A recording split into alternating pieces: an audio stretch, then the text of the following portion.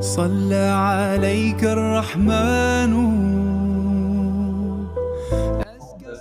وإليك المصير. Hadirin hadirat yang rahmatullah, marilah sama-sama kita dengarkan khutbah zuhur yang hari ini insyaallah akan disampaikan oleh Al-Mukarram Kiai Haji Ahmad Khairuddin alaihi falyatafaddal mashkur.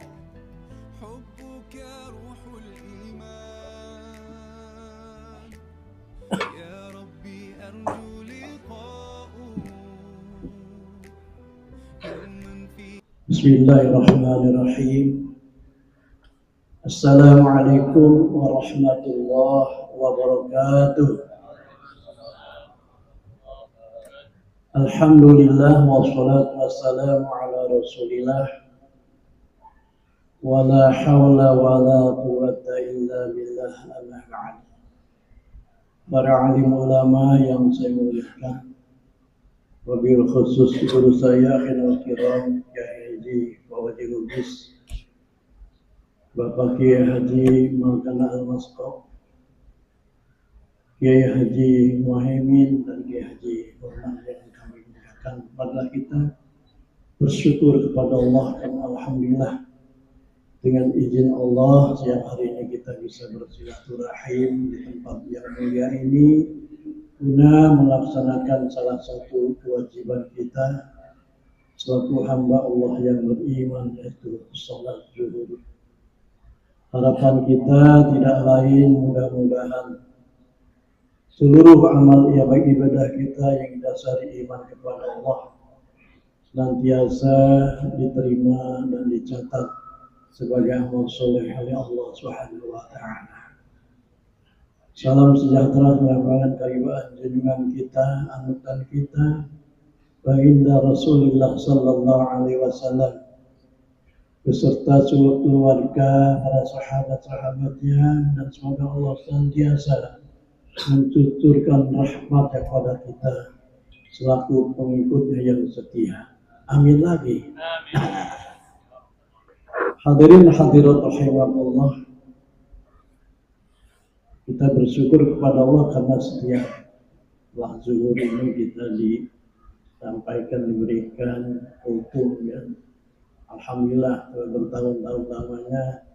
Jadi dulu saya waktu belum tahu hukum-hukum kan jadi tahu.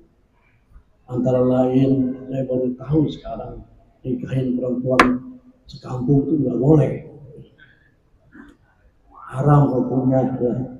Iya dulu mah nggak tahu saya. Kalau udah ngaji di sini haram hukumnya nikahin perempuan sekampung, sekantor boleh. Baru saya berbahagia ada salah satu firman Allah yang sudah akrab dengan kita, dan saya yakin nih bahwa Bapak, Ibu-ibu udah hafal Qurannya. Saya bilang hafal kelihatan sih dari wajah-wajahnya di surga semuanya yang ada. Allah Subhanahu wa Ta'ala tegas menyatakan dalam wasari'u ila maghfiratin min rabbikum, dan bersegeralah mohon ampun kepada Allah. Ini sering kali dengar, apakah dalam salat duha, waktu dan lain sebagainya. Kenapa sih timbul pertanyaan, kenapa Allah nyuruh segera? Wasari'u, kenapa Allah nggak nyuruh kita nyantai-nyantai aja lah? Ada waktu ibadah, ada waktu bertobat, kadang-kadang udah. Tapi Allah nyuruh wasari'u, segera. Ini kan yang harus kita jawab. Kalau kita kagak segera mohon ampunan kepada Allah, kita khawatir diduluin oleh kematian, diduluin oleh malaikat pencabut nyawa yang bisa datang kagak bilang-bilang sama kita. Sebab kita sepakat sudah tahu persis bahwa mati nggak harus sakit dulu, bahwa mati nggak harus dirawat di rumah sakit dulu. Bukan begitu teman-teman. Ya, udah sering kita saksikan, apakah itu menimpa keluarga kita, tetangga kita, saudara kita.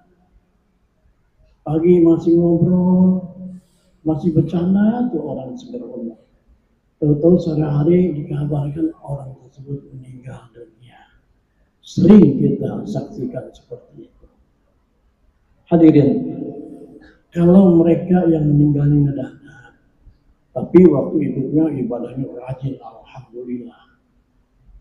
Tapi bagi mereka waktu hidupnya susah, bandalnya setengah mati, Allah disuruh sholat, ada aja alasannya. Pada saat menghadapi kematian, Allah perlihatkan depannya di neraka. Al-Qurannya juga yakin adalah sebab kata Allah, hatta lahul maut, ketika tiba kematian orang yang berandal lima Allah, kemudian pada saat itu Allah perlihatkan depannya di neraka. Yang nemenin tuh kagak lihat, cuman yang bersangkutan yang lihat. Allah, dia teriak-teriak. Apa teriakannya kepada Allah? Rabbirji'un, Rabbirji'un, Rabbir ya Allah tolong kembaliin saya. La'ana sholat bima taraku Allah. Pokoknya saya janji akan beramal soleh yang selama saya tinggalkan. Kalau bahasa penyanyi katakan ku berjanji, begitu ya. Allah, kalau selalu jauh kagak bisa.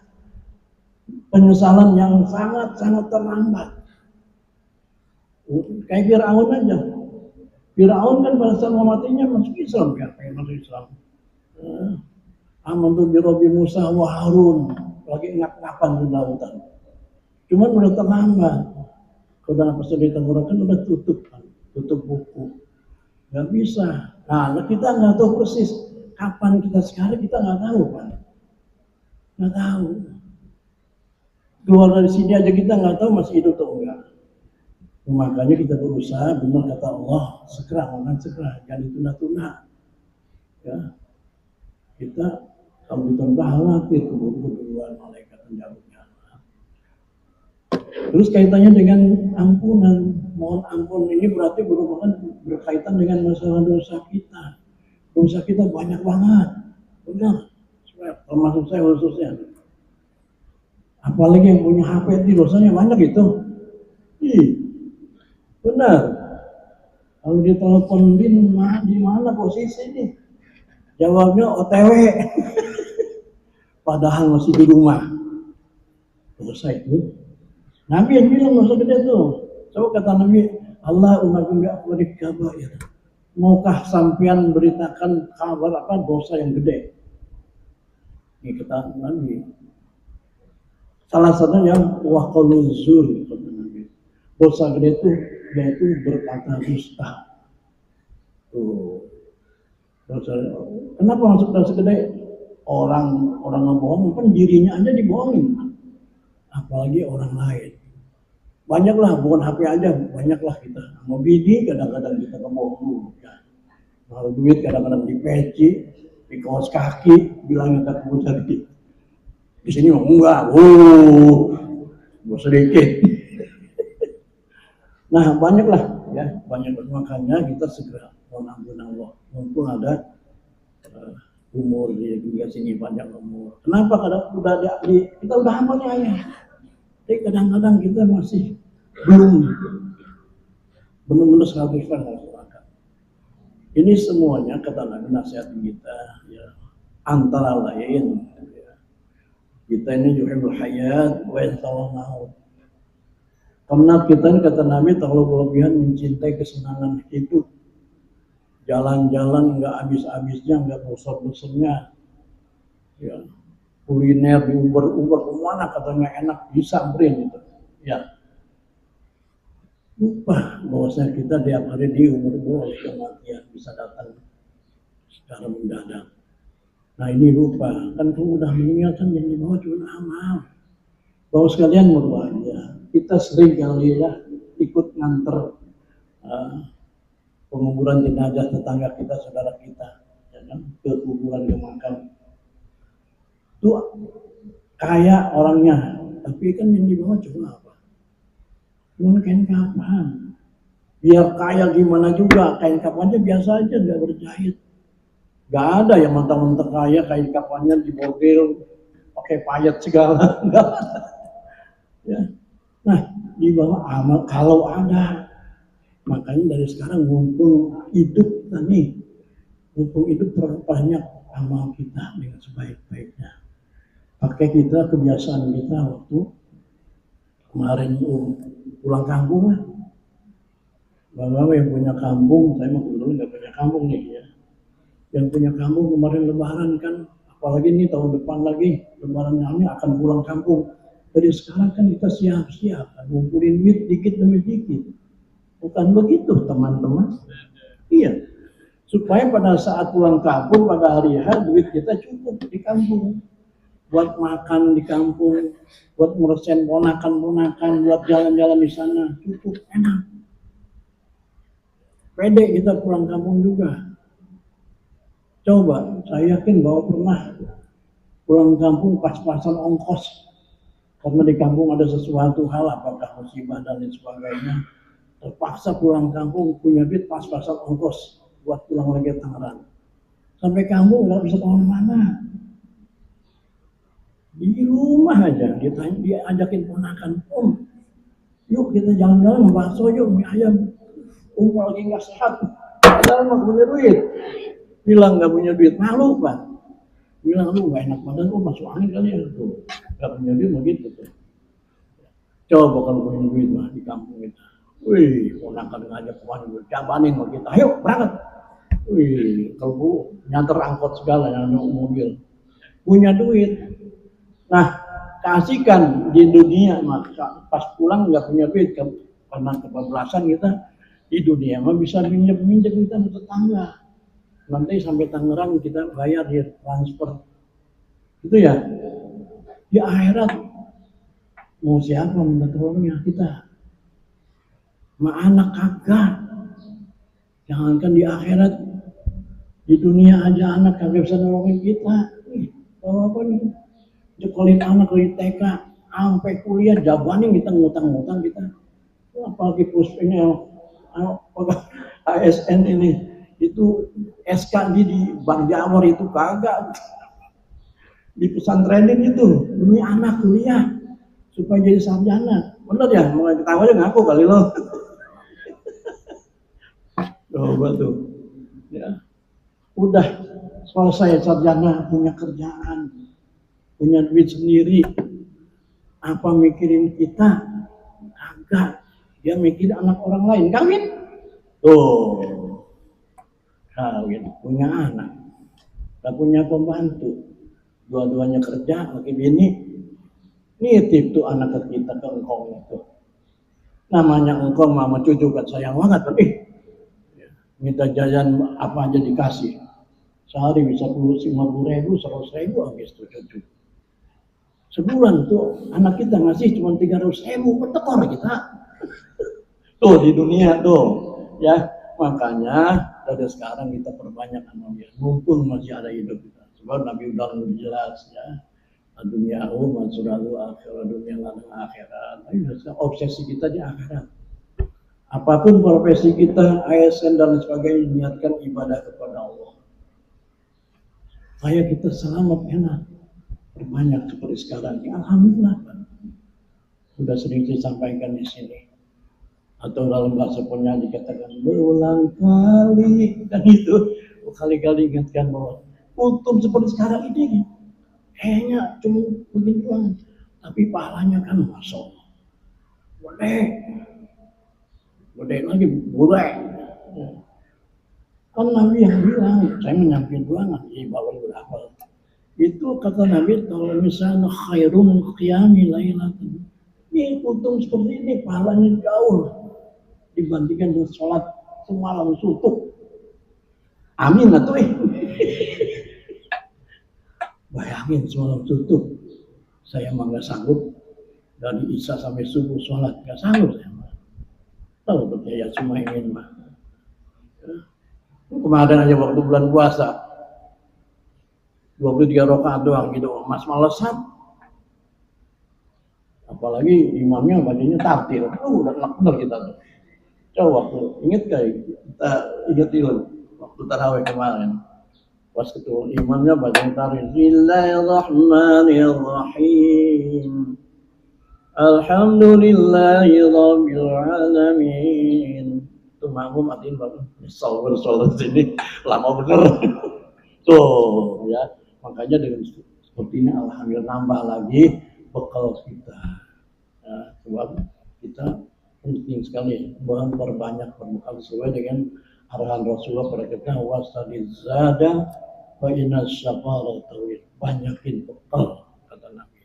So alam alam yang kita ini masih jauh dan panjang. Kehidupan yang paling abadi, yang paling lama kan ya di alam kubur kita. Coba dong, jauh Nabi Adam sampai sekarang tuh belum masuk surga, 2000-an tahun Pak. Paling lama. Kalau kita hidup dunia berapa lama? Paling juga nggak ada yang sampai 100 tahun kali, 80 tahun dulu. Saya udah 75 ya. Tuh, makanya berbanyak. Baik berbahagia, makanya silakan senang-senang, tapi jangan lupa akan kematian bisa datang kapan saja. Nah, mudah-mudahan Bapak Ibu berbahagia ya. Kita jadikan oleh Allah keluarga kita, jadikan hamba-hamba yang soleh, hamba istiqomah ibadah kepada Allah, dan kita mohon kepada Allah dengan wasilah ibadah ini Allah ampuni dosa kita, dosa ibu bapak kita, guru-guru kita, dan kita mohon agar wasilah alim ini juga Allah angkat penyakit kita, diangkat penyakit kita, dan terdepan tangan umur kita dalam keadaan istiqomah ibadah kepada Allah. Amin ya rabbal alamin. Assalamualaikum warahmatullahi wabarakatuh. بهذه النية وعلى كل نية صالحة. الفاتحة.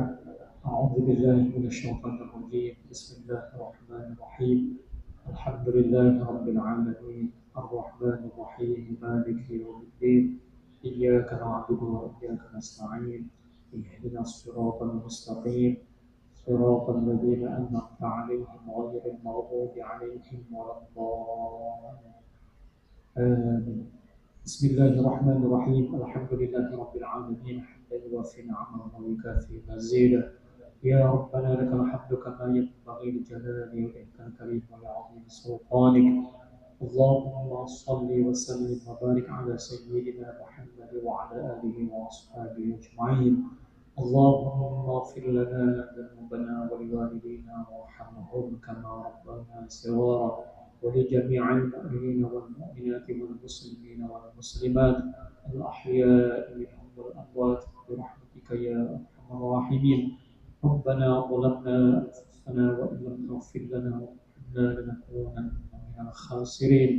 ربنا تقبل منا إنك أنت السميع العليم وتب علينا إنك أنت التواب الرحيم.